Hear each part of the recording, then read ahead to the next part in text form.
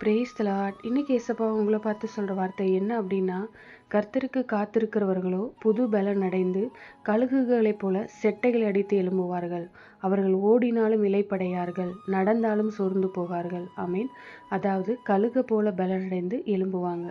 கழுகு வயசான காலத்துல என்ன ஆகும் அப்படின்னா, அதோட ரெக்கையெல்லாம் வீக் ஆயிடுமா. அப்புறம் அதனுடைய அழகு அதெல்லாம் ரொம்ப வீக் ஆயிடுமா. அடுத்து நகமெல்லாம் பலவீனமாகிடும்.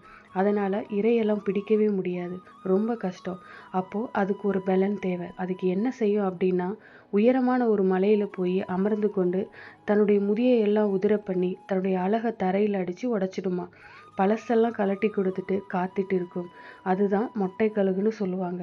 கொஞ்ச நாள் ஆனோன்னே திரும்ப முடி முளைக்கும், திரும்ப நகம் முளைக்கும், திரும்ப அந்த அழகு கூர்மையாக உருவாகும். அப்போது அது மறுபடியும் வல்லமையோட புது பலத்தோட செட்டைகளை அடித்து மேலே எழும்பும். அதனால தான் ஆண்டவருடைய வார்த்தை சொல்லுது, நீங்களும் கழுகுகளை போல பலனடைந்து செட்டைகளை அடித்து எழும்பணும். அதுக்கு என்ன வழி? கர்த்தருக்கு காத்திருக்கணும். நாம் தனிமையாக ஆண்டவரோட உட்கார்ந்து பேசணும். அப்போது வேண்டாத காரியத்தை எல்லாம் அவர் உதிர பண்ணுவார். புதிய சுபாவம், அன்பு, தாழ்மை, சமாதானம், மனதுருக்கம், ஒரு புது பலன், அது எல்லாமே நமக்குள்ள உருவாக்கி ஒரு புது மனிதனா பலம் உள்ளவர்களாய் மாற்றுகிறார். அதற்கு கர்த்தருடைய சமூகத்துல நம்ம காத்திருக்கணும். காத்திருக்குங்க தான் புது பலன் அடைய முடியும். இன்னைக்கு உங்களுக்கு ஒரு பலன் தேவையா? நீங்க பலவீனப்பட்டு இருக்கிறத உணர்றீங்களா? இருதயத்துல இல்ல, உங்க ஆவிக்குரிய வாழ்க்கையில பலவீனமா இருக்கீங்களா? முன்ன மாதிரி ஜெபிக்க முடியல, முன்ன மாதிரி ஊழியம் செய்ய முடியல, ஏதோ கடமைக்காக பேருக்காக வேண்டா வெறுப்போடு மாற்றம் தெரியுதுல்ல.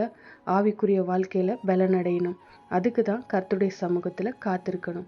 அதுக்கு தான் தினமும் ஜெபிக்கணும், வேதத்தை தியானிக்கணும்.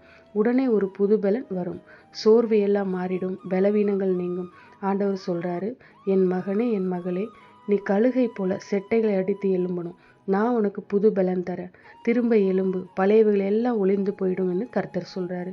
ஆண்டவரை பார்த்து இப்ப சொல்றீங்களா, ஆண்டவரே புது பலனை தாரும், பழையவைகள் எல்லாம் உதிர்ந்து போகட்டும், கழுகுக்கு சமானமாய் திரும்ப வாழ வயது போல் மாறட்டும்.